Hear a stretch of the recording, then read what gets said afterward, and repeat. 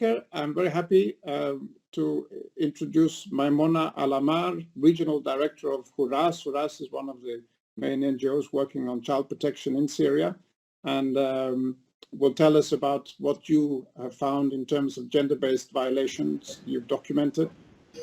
We heard already before from Mr. Magali how in conflict we tend to move backwards in many ways, and we look forward to hearing from you more specifically what you have found and how would you recommend us to take these issues on and to help the many children and also women. So warm welcome to you, and very much look forward to hearing from your work and your experiences from the ground. So Maimmona, please, you have the floor. Thanks, Carl. Thanks, everybody. Thanks for inviting me to this event. It was the spring of 2015 when we heard his name being broadcasted on the loudspeakers. I was sitting with the response officer in HRC office in Douma, and I remember how devastated we were to hear his full name being mentioned again. It was confirmed. It was Assad. A 15-year-old young boy and the only breadwinner for his mother and 4 brothers and sisters, was buried under the rubble of one of the tunnels he was working in when an airstrike by the Syrian government forces hit the area. Young Assad was both the victim of indiscriminate airstrikes and of exploitative child labor. He was a very special boy. We always talked about his amazing determination to support his family and his eagerness to learn. He was so determined to win bread for his family that sometimes he would still go to work even though he wasn't paid his dues. He was one of the first kids to enroll in our literacy program after we provided financial aid for his family so that he can go back to his education. I saw him several times reading his books while walking in the street, and I can tell you, you could easily see how determined and passionate he was to learn. We know that this tragedy didn't start with Assad or did it end with him. Over the previous years and the following years, and even today, millions of children in Syria have been deprived of their most basic rights and exposed to the most brutal violations one can imagine, only because they were the weakest and most vulnerable link in this conflict. There's no doubt that one of the most horrific violations committed against the children in Syria is the systematic targeting and bombing of schools. We know that because HRC network has documented 97 schools were directly bombed from the beginning of 2019 until the end of March 2020. One of the worst incidents I can recall was the bombing of Abdul Salama School at Sarmin town in Idlib. It was midday of January 1st, 2020, right at the end of school hours, when the Syrian government forces targeted the school and the local market in the town with rockets carrying cluster bombs, killing 10 civilians and causing many serious injuries, among others. Of those documented, 4 children and 1 teacher were killed. Another teacher died of her injuries a week later. In another incident, and in one single day, on the 25th of February 2019, 10 schools in Idlib were directly targeted with shells and rockets that killed 12 civilians, including 3 children and 2 teachers. A recent study has shown that on average, children in the northwest of Syria changed up to 4 schools during the past school year due to the bombing of their schools and cities that forced them to move. The study showed that there is a correlation between the child's academic achievement and his or her psychological resilience. In the past year, all school-aged children didn't live a full and normal school year because education was interrupted every 2 months for several days due to the bombing of schools by the Syrian government forces. Parents really had to choose between their children's right to education and their right to life. And what an irony is that, because we know by evidence, by historical facts, and by logic that education is indeed a life-saving activity.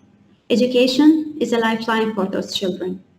Children, especially boys, who do not have access to education are more likely to be recruited in armed groups, involved in hostilities, or even be subjected to abuse, murder, and maiming. On the other hand, females are disproportionately affected by sexual violence and the threat of rapes, as mentioned in the 2019 report of the International Commission of Inquiry, which leads to restrictions on their movement and the increase of early marriage cases among them. Children without education do not receive the necessary awareness and knowledge that would protect them from unexploded ordnances or various other dangers surrounding them. Just last week, 3 children from one family perished in one moment because they were playing in the wrong place in their garden when the remnants of previous bombing exploded. Children without access to education are most likely to be engaged in exploitative labor, where they will be exposed to all sorts of abuse. This is exactly why the first response we provide to children is education, because education offers the largest support network we rely on to reach the most vulnerable children with the services they need. However, the landscape today in Syria is dire. We have near 1 million children outside the educational system, and those children are exposed every single day to abuse, exploitation, or even death. Moreover, children who drop out of school for years need additional support, otherwise the outcome will be a generation of uneducated and isolated children who have been denied the opportunities to learn and integrate into society. Lack of education does not only affect their overall well-being, but also generates concerns about their future as adults. And when we speak about violations, we must always remember that the inhuman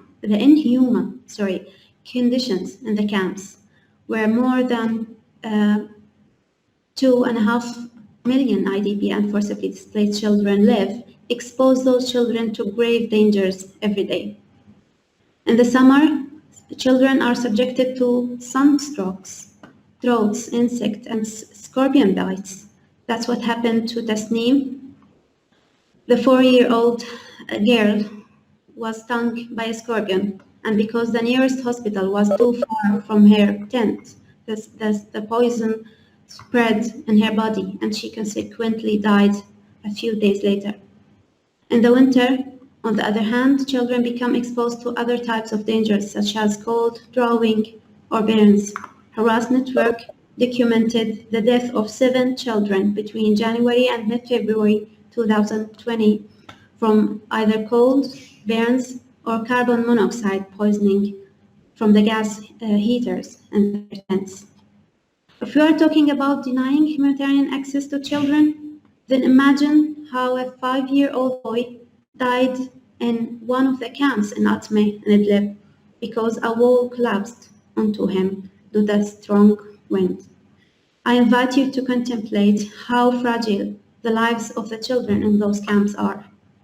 Ladies and gentlemen, near half of all the children in Syria have never seen anything in their lives but war, and I fear that it will take us years to help them realize that normal life is something completely different from what they have been living for all their lives.